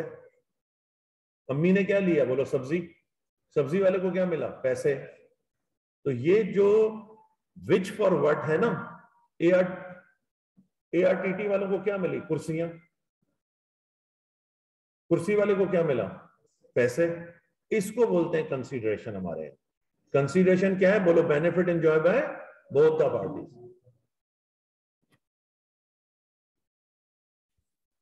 इधर आओ, ऊपर से आओ। तुम लोग ने अकाउंटिंग थोड़ी बहुत पढ़ी है। अहमद परचेज्ड फर्नीचर, क्या एंट्री पास करते हो? अहमद परचेज फर्नीचर, क्या एंट्री पास करते हो? फर्नीचर डेबिट, कैश क्रेडिट, यही है ना। तुम लोग इससे आगे शुरू हो जाते हो। हम तुम्हें बताते हैं कि ये जो परचेज फर्नीचर है, ये बिजनेस ट्रांजैक्शन है। बिजनेस ट्रांजैक्शन के लिए कम से कम कितने लोग चाहिए, बोलो 2 एटलीस्ट। ये 2 कैसे कांटेक्ट करेंगे? कांटेक्ट का रिजल्ट क्या होना चाहिए, बोलो प्रॉमिस। प्रॉमिस में क्या होना चाहिए, बोलो सीरियसनेस या ऑब्लिगेशन। ये सीरियसनेस क्या चीज लाएगी, बोलो। और कंसीडरेशन क्या है?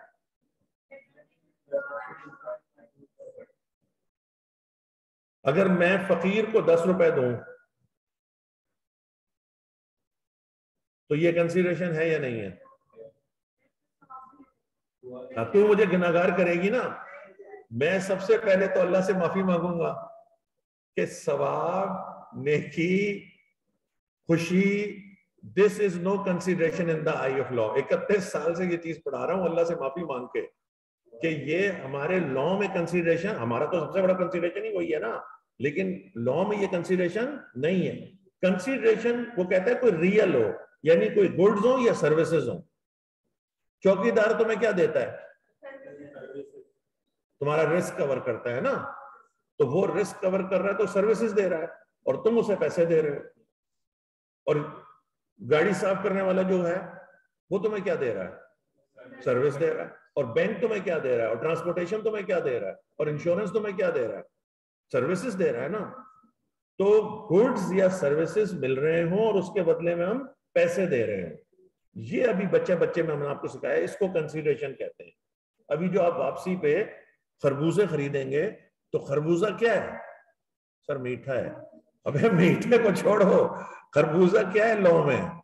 बोलो कंसीडरेशन है, बोलो ना। और उसका कंसीडरेशन क्या है? तो कंसीडरेशन करता क्या है? क्लास को रोजा लगा हुआ है। कंसीडरेशन करता क्या है? सामने लिखा हुआ है। अबे उल्टा पैदा करता है ना ये, सेंस ऑफ ऑब्लिगेशन पैदा करता है। किसमें? किसमें? सामने लिखा हुआ है। वो लॉ कॉमन सेंस है और कॉमन सेंस सामने लिखा हुआ होता है। सर आप क्या पढ़ा रहे हैं, मैं समझ ही नहीं आ रहा। कॉन्ट्रैक्ट किसको बोलते हैं? बोलो an agreement enforceable by law.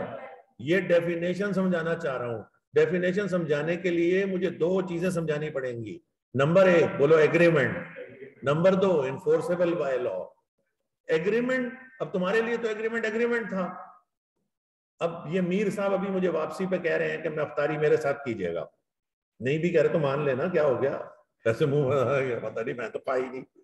Mir साहब कह रहे हैं आप मेरे साथ अफ्तारी कीजिएगा, ये हमारा क्या है? बोलो एग्रीमेंट। लेकिन ये एग्रीमेंट हमें लॉ में नहीं चाहिए, क्योंकि इसमें तो सिर्फ मीर साहब का ही जा रहा है, मेरा तो आ रहा है। दोनों का फायदा इसमें नहीं है। एग्रीमेंट तीन किस्म के हैं, बोलो। सोशल एग्रीमेंट, ये अफ्तारी वाला कैसा था? Social agreement. चोरों ने जो आपस में एग्रीमेंट किया था वो क्या था? हमें लॉ में कौन सा एग्रीमेंट चाहिए? ये देखो इधर, हमें लॉ में कौन सा एग्रीमेंट चाहिए? बोलो वो वाला, बोलो ना, जिसमें प्रॉमिस भी हो और कंसीडरेशन भी हो। प्रॉमिस भी और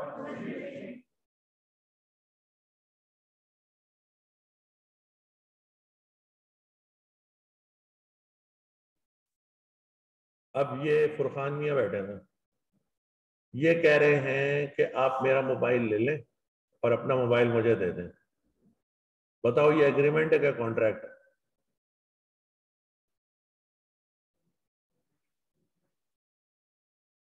ये एग्रीमेंट है क्या कॉन्ट्रैक्ट है? तुम्हें कैसे पता ये एग्रीमेंट? मेरा भी फायदा हो रहा है, उसका भी फायदा हो रहा है, हैं? तो माल के बदले माल ट्रांजैक्शन नहीं होती क्या? माल के बदले माल ट्रांजैक्शन नहीं होती क्या? ट्रांजैक्शन तो होती है।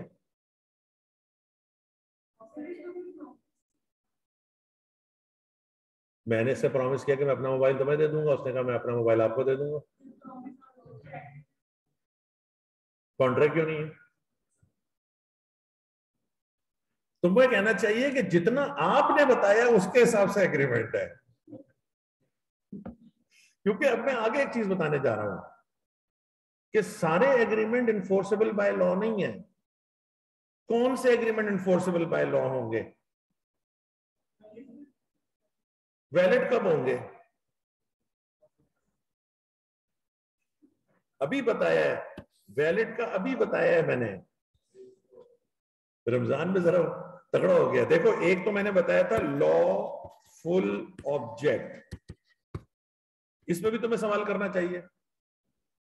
बोलो, पूछो कौन कौन से ऑब्जेक्ट लॉफुल हैं, पूछो। भाई अभी तो मैं नहीं बता रहा, ये तुम बहुत लीगल सवाल कर रहे हो, ये आगे कोर्स में है, सेक्शन 23 लगेगा।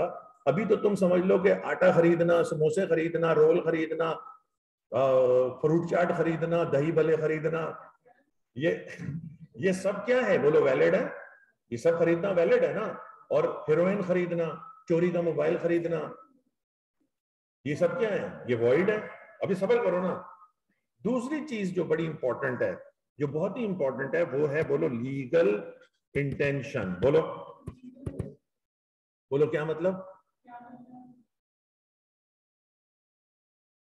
भाई लीगल इंटेंशन से लीगल रिलेशंस बनते हैं।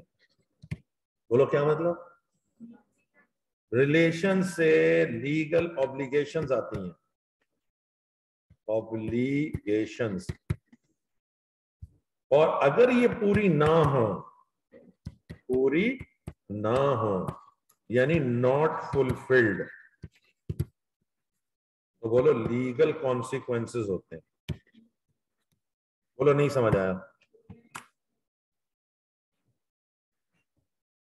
देखो जरा सुनो भाई तुम लोग भी। ये लड़की, बस 10 मिनट रह गए, क्या दिख रही है टाइम? तगड़ा, ये आखिरी 10 मिनट तगड़े हैं बस। तवज्जो से बैठो। ये दो सुन जरा।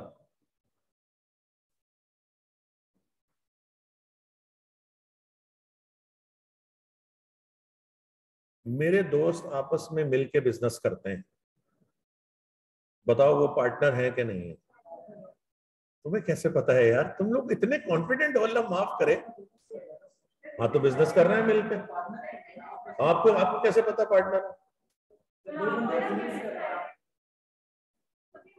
मैंने कहा मिलके बिजनेस कर रहे हैं। ये तो आपके ख्याल से पार्टनर करते हैं ना। पार्टनर कौन होते हैं आपको पता है? जिनमें लीगल रिलेशनशिप होता है। और लीगल रिलेशनशिप का क्या मतलब है पूछे? लीगल रिलेशनशिप का मतलब ये होता है कि अगर आप अपना प्रॉमिस पूरा नहीं करेंगे तो मैं लॉ से मदद लेने चाहूंगा, यानी लीगल कॉन्सिक्वेंसेस। बोलो नहीं समझ आया? अब ये मीर साहब है हमारे, इन्हीं की मिसाल लेता हूं ना। ये और मैं खजूरे लेके आए, पैसे आधे आधे मिलाए हैं दोनों। अब तवज्जो से रखना, बिल्कुल क्लाइमेक्स पे हो। मैं और मीर साहब खजूरे लेकर आए हैं पंजगोर से, और मैंने और इन्होंने आधे आधे पैसे मिलाए हैं। आधे आधे टाइम हम बैठते हैं और पैसे भी हमारे तय हुए कि आधे आधे करेंगे। हो गया। मेरी वजह से 2 लाख रुपए का नुकसान हो गया। कोई हुई होगी वजह? मेरी वजह से 2 लाख रुपए का नुकसान हो गया। हो गया। अब मैं मीर साहब से ये पूछ रहा हूं कि क्या ये 2 लाख रुपए अगर मैं ना दूं तो आप कोर्ट में जाकर ये 2 लाख रुपए क्लेम करने का इरादा रखते थे, रखते हैं या नहीं? बस मुझे सीधा जवाब दे, बताएं। हैं? क्यों?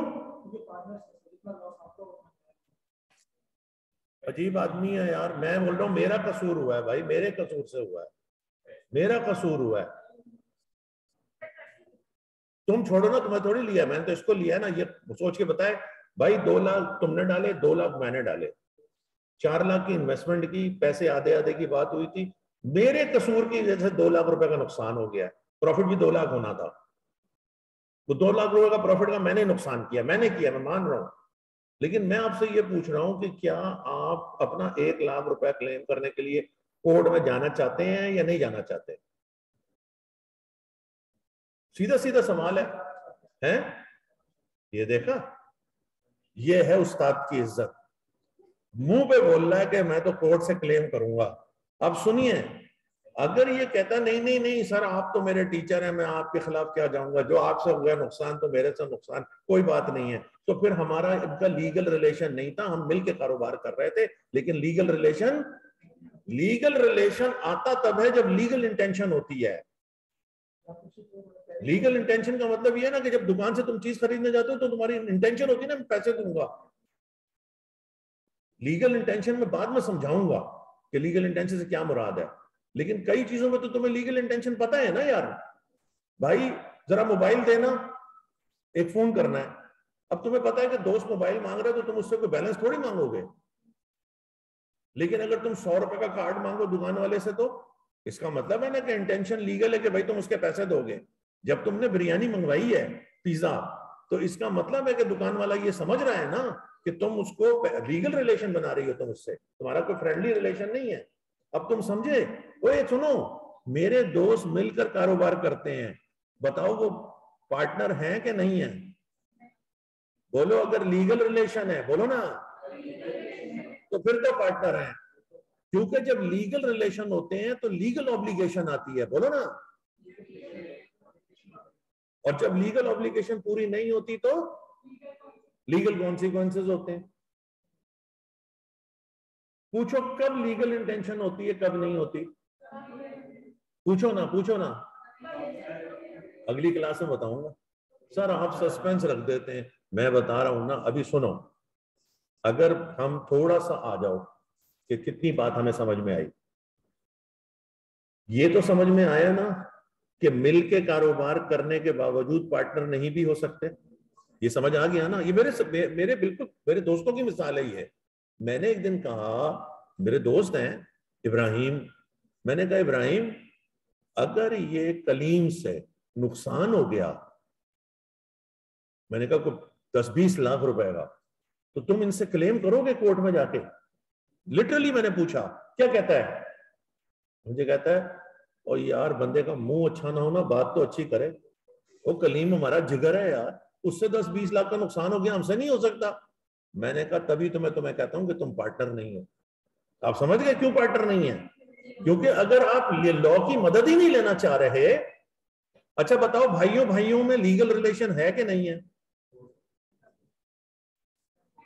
हो सकता सही जवाब है। ज्यादा मोहब्बत में आके ये मत कहो कि नहीं नहीं नहीं है। वो तुम्हारा भाई प्यारा है, वो तुम्हें चीजें लाके दे रहा है। अभी जाओ कोर्ट में, अब्बा मर गए, 4 बहन भाई आपस में बाल नोच रहे हैं दूसरों के, जमीन मेरी मकान मेरा।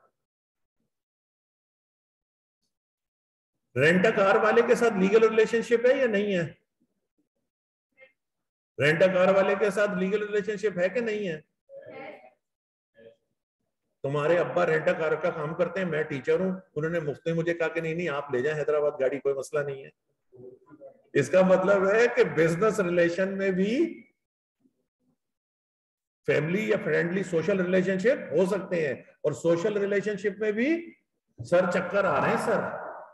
अगली क्लास में आओ, सब क्लियर हो जाएगा। अच्छा मुझे जाते जाते बस एक मिसाल दे दो, 3 मिनट की बात है। मेरी बड़ी मशहूर मिसाल है ये। ओए तवज्जो तवज्जो, अगली क्लास में सब क्लियर कर दूंगा, समझ गए? अभी छेड़ा है तुम लोगों को, सिर्फ लॉ का ट्रेलर दिखाया। एक बहन ने दूसरी बहन को यह कहा कि मैं आपको वॉशिंग मशीन दे दूंगी। दूसरी बहन ने कहा कि जूसर मैं आपको दे दूंगी। बताओ दोनों बहनों के दरमियान एग्रीमेंट है कि कॉन्ट्रैक्ट है? हाँ जी, ऑनलाइन।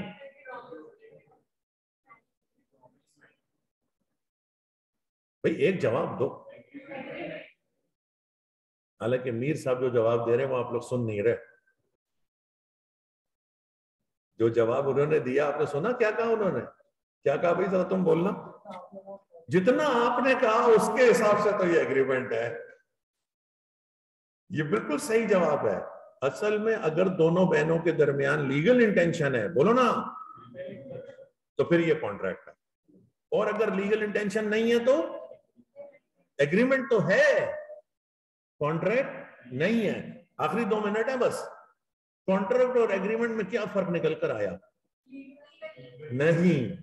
अरे यार तुम लोग को मैं क्या बोलूं कसम से, ये सामने लिखा हुआ है इन्फोर्सेबल बाय लॉ का, के बोलो ना, वो एग्रीमेंट जो इन्फोर्सेबल बाय लॉ है। अब तुम्हारे जहन में क्या सवाल आना चाहिए, कौन से इन्फोर्सेबल बाय लॉ होते हैं? अगली क्लास में बताऊंगा ना। तुम्हें एग्रीमेंट और कॉन्ट्रैक्ट का फर्क तो पता चला कि नहीं पता चला? Every contract is an agreement. बताओ सही है कि गलत? ए लड़की, every contract is an agreement. तुम लोग बताओ ट्रू या false? Every contract is an agreement, true या false? True. Every contract is an agreement, but every agreement is not a contract. True और फॉल्स? ट्रू, क्योंकि ओनली बोलो those agreements which are enforceable by law, यानी जिसे law enforce करेगा। चोरों के दरमियान बोलो एग्रीमेंट, मीर साहब और मेरे दरमियान अफ्तारी का बोलो एग्रीमेंट। इतनी दफा बोलूंगा सच ही हो जाएगा। बहनों बहनों के दरमियान बोलो एग्रीमेंट भी हो सकता है, कॉन्ट्रैक्ट भी हो सकता है, बोलो ना भाई। अगली क्लास में इसको मजीद क्लियर करेंगे। बताओ कर क्या रहे हैं? अगर कोई मुझे बता दे कि इस वक्त क्या कर रहे हैं तो मैं मान जाऊं। बोलो इंट्रोडक्शन टू कॉन्ट्रैक्ट, क्योंकि कॉन्ट्रैक्ट की डेफिनेशन क्या है? अरे कॉन्ट्रैक्ट की डेफिनेशन सामने लिखी हुई है, एन एग्रीमेंट अच्छा बात सुनो, इसकी रिकॉर्डिंग दोबारा सुनने की जरूरत नहीं है, क्योंकि ये मैं दोबारा पढ़ा दूंगा सारा 5 मिनट में। हाँ मैं टाइम लेता हूँ थोड़ा सा, लेकिन उसके बाद याद करा के भेजूंगा घर। लीगल सिस्टम को भी अगली क्लास में समेट दूंगा मैं, और इस क्लास को, अगली क्लास बड़ी अहम है, अगली क्लास जरूर लेनी है। जज़ाकल्लाह, 1 मिनट ऊपर हो गया। आने बैठने सुनने का शुक्रिया। रमजान में इतनी मेहनत की है, हिम्मत की है, दुआएं बहुत ज्यादा दूंगा। अल्लाह ताला बहुत कामयाब करे। सुनो ए लड़के लड़कियों, नंबर 1 बच्चों सुनो, नंबर 1 तो ये है कि अभी याद वाद करने का नहीं करो, अभी सिर्फ रीडिंग का करो। समझ गए? अगली क्लास में बताऊंगा क्या क्या याद करना है। समझ गए? और पहले पेज पे जो लॉ की डेफिनेशन है ये वो याद कर लो बस, और कुछ भी याद करने की जरूरत नहीं। कुछ नहीं कह सकते, छोड़ो ना, क्यों इतना सारा लिख रहा है यार, ये कौन है? अगली क्लास में बताऊंगा ना बेटा, अगली क्लास में बताऊंगा। चलो जज़ाकल्लाह।